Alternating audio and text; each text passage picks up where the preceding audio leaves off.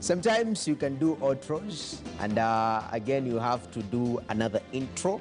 And I'm glad I have to reintroduce my guest, Liz Ntenjira, who is with us today, talking matters youth empowerment. And it's quite interesting you mentioned the impact of COVID-19 exacerbating the already big problems that we had earlier on. I mean, are there any opportunities for young people that have been, catalyzed from this particular pandemic? Yeah, absolutely. And no, I'm one of those people who look at the glass half full instead of half empty. There's been a lot of innovation from young people during the pandemic. For instance, my book, #YouthCan, was born out of this pandemic. And the reason why the hashtag is really important is because it was during this time that we saw a lot of misinformation and disinformation permeating through different platforms. And there was a lot of also cyberbullying, during that time. But for me, it was really important because, new media is not going anywhere. It's here to stay with us, right? Sure. But how can we ensure that it works for us? So #YouthCan really exemplifies the kind of collaborations we can have when you have shared vision and goal. You can use social media for good. And for me, that was really, really pivotal. Having to speak with people who are from Portuguese-speaking countries where I had to rely on Google Translate when doing some of those interviews. French-speaking countries, my French is a bit rusted, so just relying on Google Translate to do those interviews, just seeing the power of young people coming together for me was really important. Yes. And there's something that Dr. Mehari Tadele, who's featured in the book as a thought leader in the section on research and development, he really says our I can't breathe moments in Africa because of the whole movement of what happened to George Floyd. Our I can't breathe moments for Africans, young Africans, is the structural injustices that are currently there, the lack of having a seat at the table. So what do? We ensure we create that seat at the table. And there's so many tools to leverage on. I've seen so many organizations coming up to tutor and mentor young people on how they can take advantage of e-commerce, for instance, how they can sell their products on social media platforms, etc. That's very important. E-commerce actually is very central. And there are some people pre-pandemic were quite a little bit relaxed and, protectionist kind of mentality where it was like, we can just stay here. Then the pandemic kind of just changed things. And this is a forte for young people. I mean, looking at our ecosystem, just e-commerce is an element. You touched on early on the education system not, meeting and catering to the needs of the market. On the e-commerce aspect, do you think our education system now is having that turnaround with the issues like CBC to look into some of these things? I think it's slowly but surely progressing. It's definitely something that needs consistent improvement. What I think the pandemic has done, it has made a lot of us, forced us rather, that's the correct word. It's forced us to think out of the box. It's forced us to get out of our comfort zones. It's forced us to realize that there are new business opportunities, there are new markets to engage with. And it's interesting, like for e-commerce, I think why many people shy away from e-commerce is because of those GIFs or gifts for what you ordered and what you get. Yes. But when you follow a good process for e-commerce, because that's where I started with my book. So for anyone wanting to purchase the book, you can find it at www.youthcan.africa. It's a fully integrated platform where we deliver and ship, we deliver countrywide to your doorstep and deliver worldwide to your doorstep. And for you to be able to do e-commerce in a very seamless manner, you have to have the right partners. And the right partners are, what payment platforms are you going to use? What delivery services are you going to use, whether it's in country or out of the country? Do you have partners who can be able to educate you or give you some guidance around the product, customs requirements for different countries? Because remember, if you're taking out products out of the country, you need to have or meet some customs requirements. There's some places a very interesting one. You know those pallets that pack things, the wooden pallets? Yes. So when you ship something to the US, you have to ensure that it's sprayed something because they don't want any insects to go there through the wood, the wood that makes the pallet. So you really need partners to be able to explain that to you. Yes. Another thing with e-commerce, it's the whole embracing of partnership. It's really unfortunate that in this day and age, in our markets, we see a lot of competition instead of collaboration.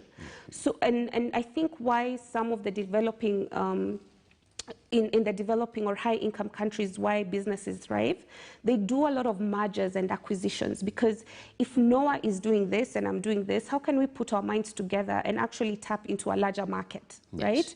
And use each other's strengths to sell our products or develop even more innovative things. So we need to embrace a culture of more partnerships than competition. Definitely. Yeah. It's a culture thing. And they say, you know, culture is about people. Yeah. Organizations is fundamentally people running them. So if you change the culture, you change the organization all the way up.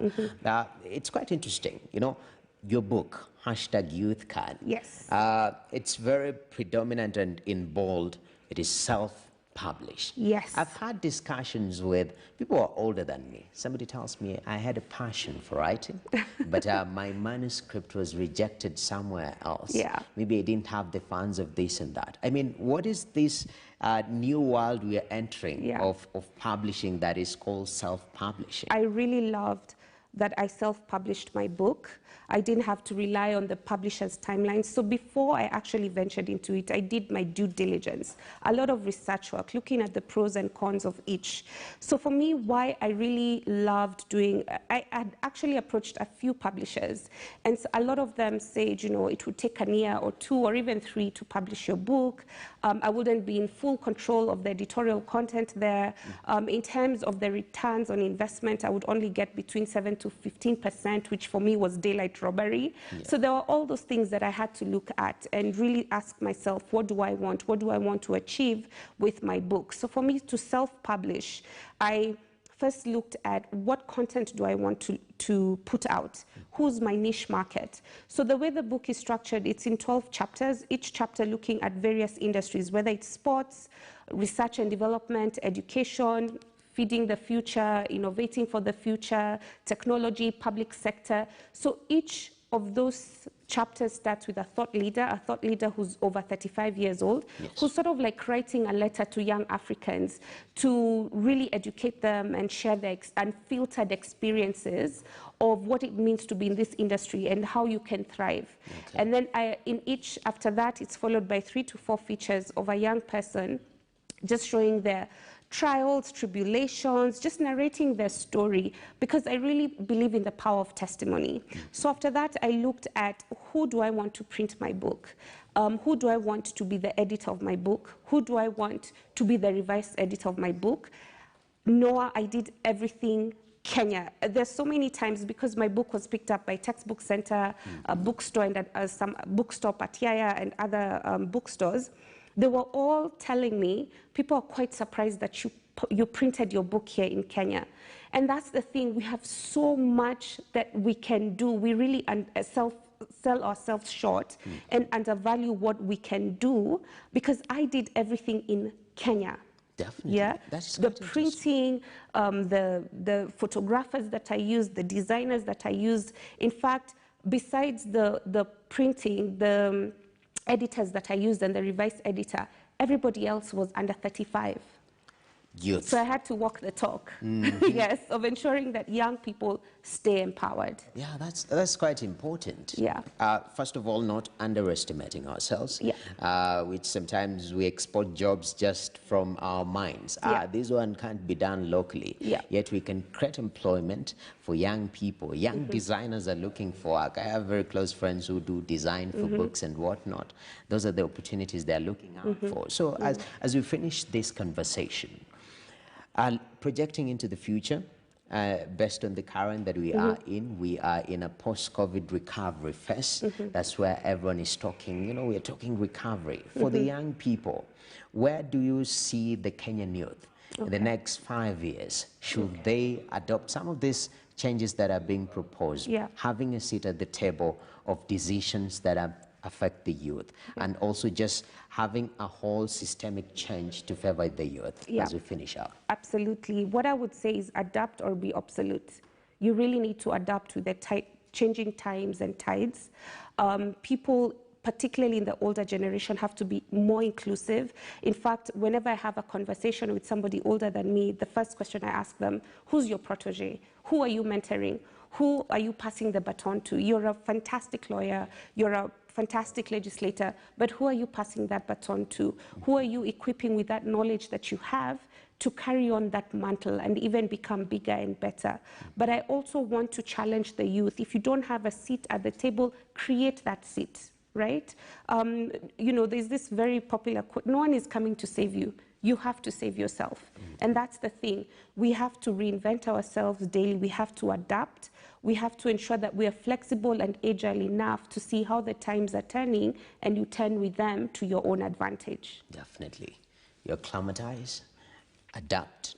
If there's no seat, create a seat. Absolutely. Become a carpenter. That's also another job. I mean, let me tell you, the funniest thing is technical skills are so important. Yes. There's one time I was looking for a plumber, and he told me, I'm so busy, I have to go to a different county and a different county. I mean, there's so many opportunities. We need not look down on a carpenter or a plumber, or, I mean, those are livelihoods for a lot of people, and they get paid very well to do those things. Always in demand. Absolutely. Actually, that's quite interesting. But thank you very much, Liz. Thank you for having me. I did this before we did the fast break. I said thank you very much, Liz, for coming. It's been Maybe we're coming back at that time. Who knows? You never know.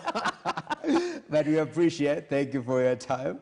That is quite interesting. In fact, the director is suggesting something funny, of which I wouldn't say, but I might outro you, then we end up closing the show with you again. That will be quite interesting, but we appreciate your time and, you know, speaking about these issues that touch on young people. Thank you so much for having me. Wow.